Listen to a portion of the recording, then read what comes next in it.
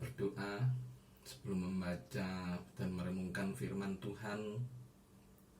Tuhan Yesus, terima kasih untuk hari ini. Hari ini kami memperingati kebangkitan Tuhan Yesus. Tuhan, tolong kami, buat kami mengerti akan firman-Mu mengenai kebangkitan. Tuhan, tolong urapi kami, buat kami mengerti Tuhan. Urapi umat Tuhan, urapi hamba serahkan diri dalam tangan-Mu.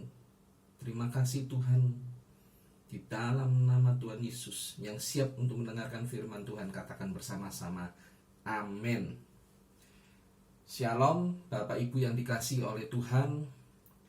Hari ini adalah hari yang sangat berarti, sangat penting bagi seluruh umat manusia, khususnya kepada kita anak-anak Tuhan. Hari ini kita memperingati hari kebangkitan Tuhan Yesus Kristus.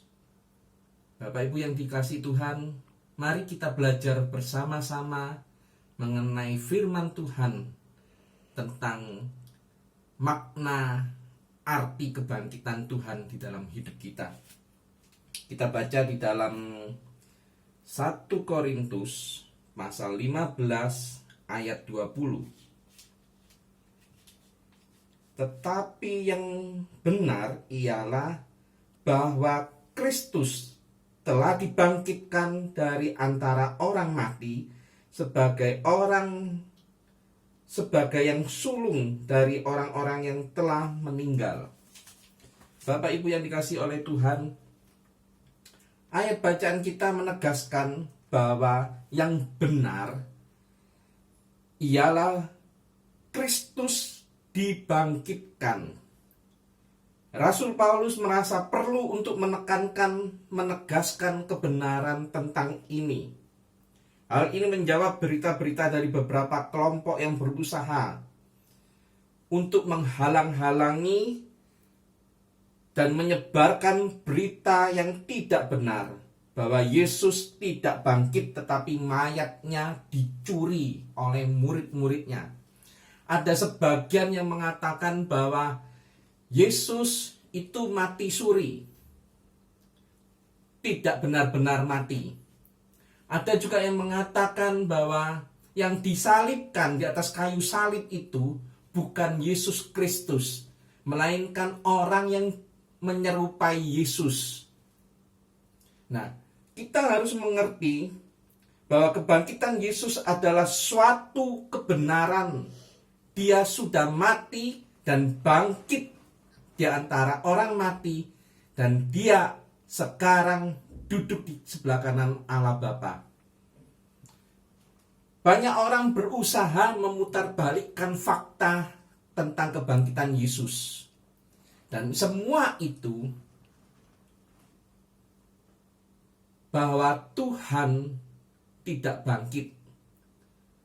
Mereka dipakai oleh setan untuk memutarbalikkan fakta ini supaya orang-orang tidak percaya bahwa Yesus benar-benar sudah bangkit.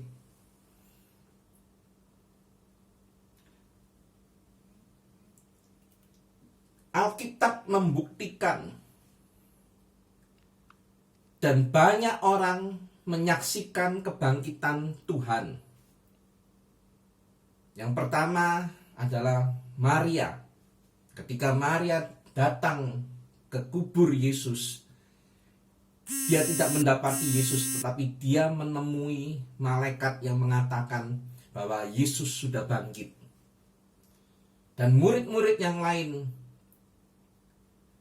menyaksikan bahwa Yesus sudah bangkit dari kematian.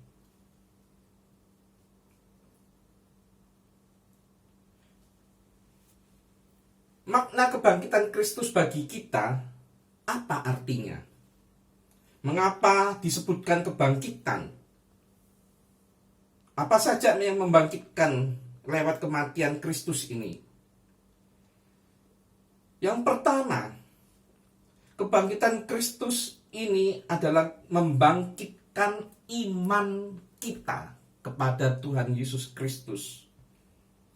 Karena kematian Yesus, banyak murid-murid yang mulai goyah imannya, yang mulai kembali kepada pekerjaannya semula, yang nelayan kembali sebagai nelayan, ada yang kembali ke kampung halamannya, bahkan di antara mereka kembali ke tempat asal mereka. Terdapat di dalam Lukas pasal 24 ayat 13 sampai 35. Tetapi kebangkitan Yesus akhirnya memulihkan iman mereka yang tadinya imannya goyah. Bagi kita, seharusnya kita juga harus punya iman. Iman percaya bahwa Yesus sudah menang atas maut dan Yesus sudah bangkit dari kematian. Iman kita harus percaya sepenuhnya bahwa Yesus sudah bangkit seperti yang dikatakan oleh kitab suci. Jangan pernah kita kehilangan iman kita. Jangan pernah kita goyah lagi kepercayaan kita kepada Tuhan Yesus Kristus.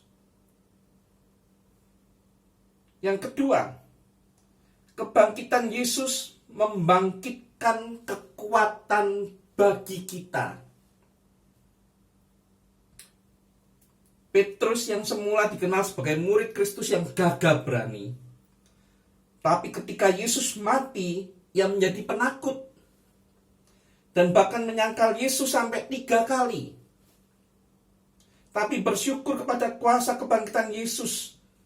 Yesus memberikan kekuatan hati kepada Petrus.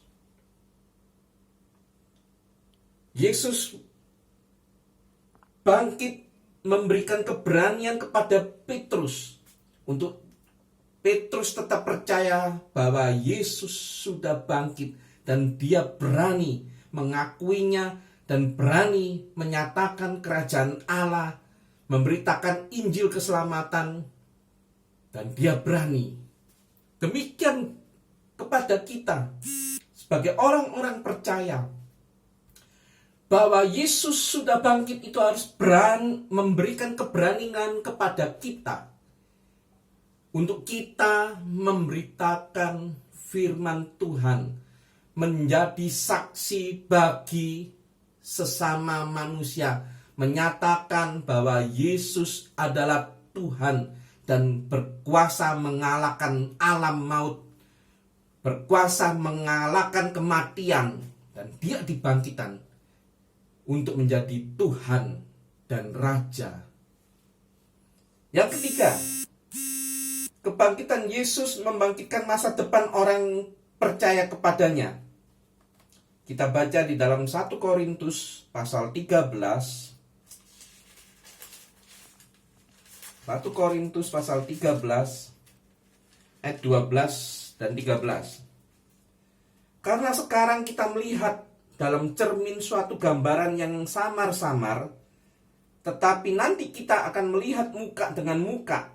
Sekarang aku hanya mengenal dengan tidak sempurna, tetapi nanti aku akan mengenal dengan sempurna seperti aku melihat aku sendiri dikenal. Demikianlah tinggal ketiga hal ini, yaitu iman, pengharapan, dan kasih. Dan yang paling besar di antaranya ialah kasih. Ini membuktikan bahwa Yesus mengasihi kita. Dia ingin kita diselamatkan. Dia ingin kebangkitannya membawa masa depan bagi kita. Dalam situasi seperti sekarang ini, yang tidak menentu, bahwa Indonesia mengalami krisis ekonomi, Indonesia mengalami COVID-19, kita harus tetap percaya bahwa Yesus Kristus adalah Tuhan yang dapat memberikan pengharapan kepada kita, Jangan ragu lagi. Tuhan mengatakan ada hari esok bersama dengan Dia. Ada pengharapan di dalam Tuhan Yesus Kristus. Jangan pernah takut dan jangan pernah bimbang. Tetap hidup kita harus mengandalkan Tuhan dan tetap percayai Tuhan bahwa Dia sanggup menolong kita dan sanggup untuk menolong bangsa Indonesia terbebas dan menang atas COVID-19 ini. Bapak Ibu yang dikasihi oleh Tuhan, percayalah dan tetap nantikan Tuhan, nantikan pertolongan Tuhan. Tuhan sanggup untuk memelihara umatnya yang menaruh pengharapan kepada Tuhan. Bapak Ibu yang dikasihi oleh Tuhan, jangan pernah meragukan Tuhan Yesus. Dia sanggup untuk memelihara engkau dan aku. Tuhan sanggup menyatakan kuasanya, pemeliharaannya atas kita. Oleh sebab itu, Tuhan bangkit dari kematian untuk memberikan pengharapan kepada kita. Dan pengharapan kepada kita tidak akan sia-sia. Terima kasih. Sekian firman Tuhan. Tuhan memberkati. Mari kita berdoa. Tuhan, terima kasih. Makna kebangkitan-Mu bagi kami. Engkau memberikan dan menguatkan iman kami. Engkau memberikan kekuatan kepada kami. Dan Tuhan memberikan pengharapan untuk masa depan kami. Terima kasih Tuhan. Kalau Tuhan sudah menjadi Tuhan dan Juru Selamat kami. Terima kasih Tuhan Yesus. Dan kami tetap percaya bahwa Tuhan di pihak kami. Tidak ada yang dapat melawan kami. Ada pemeliharaan Tuhan. Ada kebebasan. Ada pemulihan. Dan ada kemenangan bagi orang-orang yang percaya kepadamu Tuhan Yesus. Terima kasih. Kuatkan kami untuk kami tetap mengikut Tuhan dan mengandalkan Tuhan. Terima kasih Tuhan. Berkati umat-Mu. Di dalam nama Tuhan Yesus kami berdoa dan mengucap syukur. Terima kasih. Amin.